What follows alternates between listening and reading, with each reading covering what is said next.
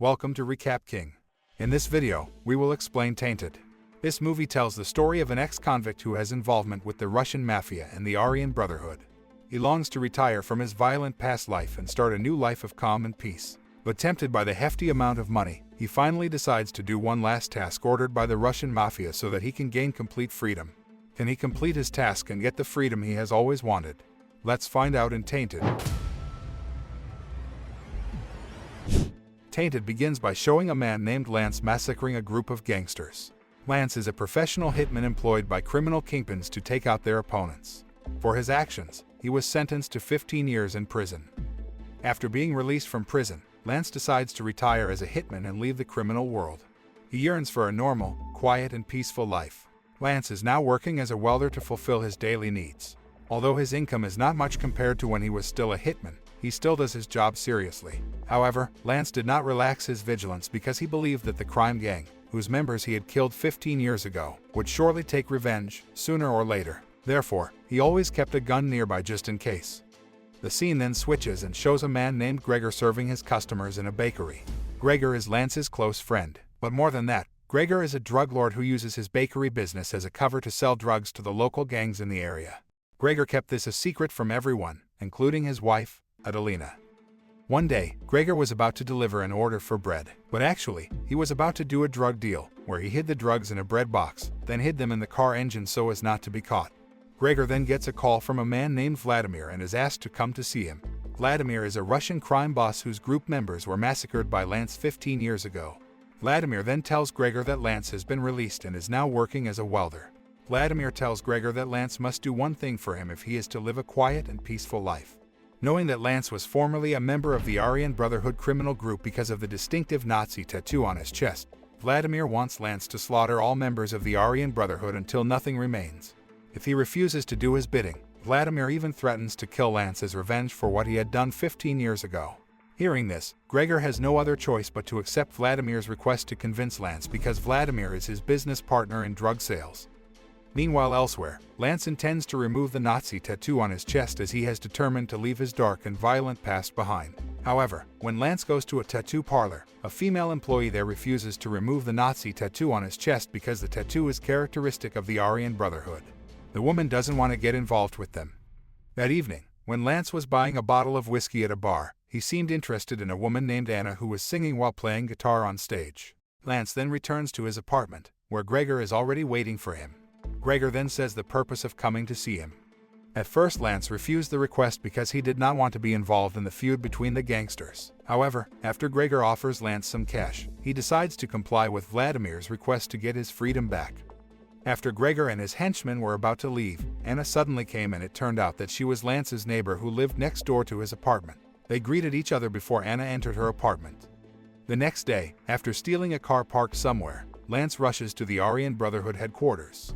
He immediately showed the Nazi tattoo on his chest to the CCTV camera installed above the gate. The gates are opened and Lance is greeted by members of the Aryan Brotherhood who have the characteristic bald head and Nazi tattoos.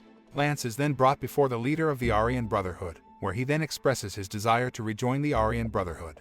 They seem to welcome Lance's desire to rejoin the Aryan Brotherhood. But then, Lance suddenly fatally stabbed the leader with the pen lying on the table, killing him. Lance was quickly able to take down the members of the Aryan Brotherhood, brutally slaughtering them all.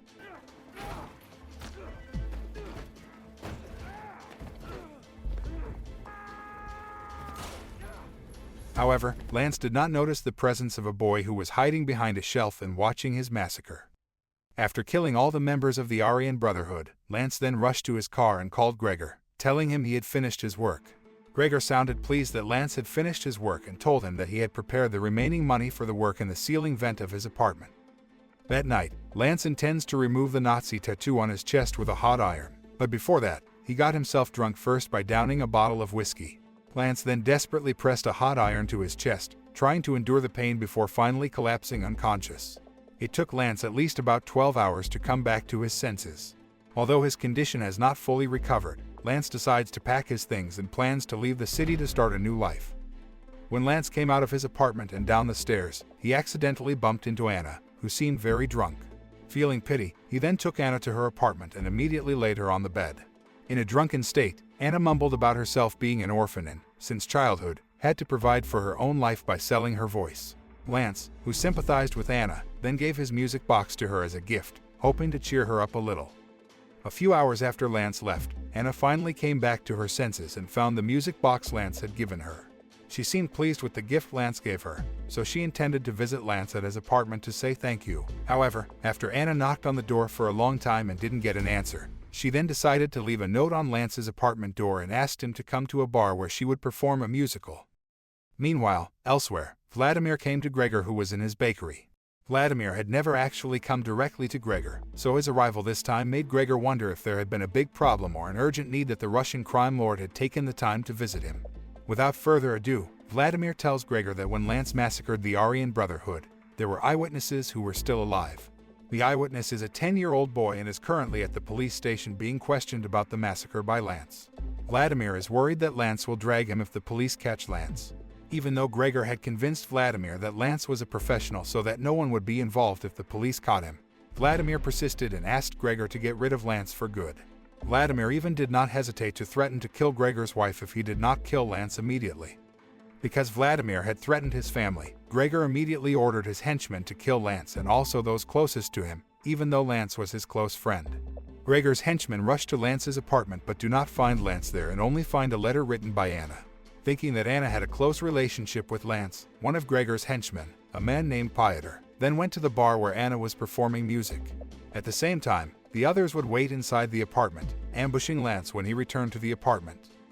Not long after, Lance finally arrived at his apartment, where Gregor's henchmen immediately attacked him simultaneously.